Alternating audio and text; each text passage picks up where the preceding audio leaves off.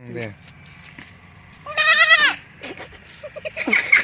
दे दे र सिरिथा दाना सैमानि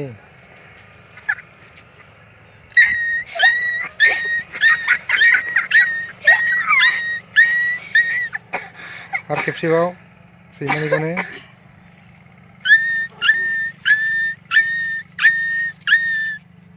एबाराव मानसि गोरलैनि गाबदो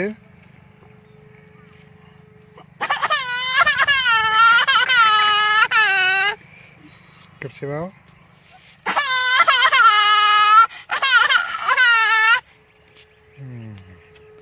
जाबाय बिथांनि नामा दिपज्योति टाइटेला मा नार्जारी बिथांनि गामिनि नामा बाथिपारा क'क्राझार बिथाङा खोब मोजाङै गाबनो रोंगौ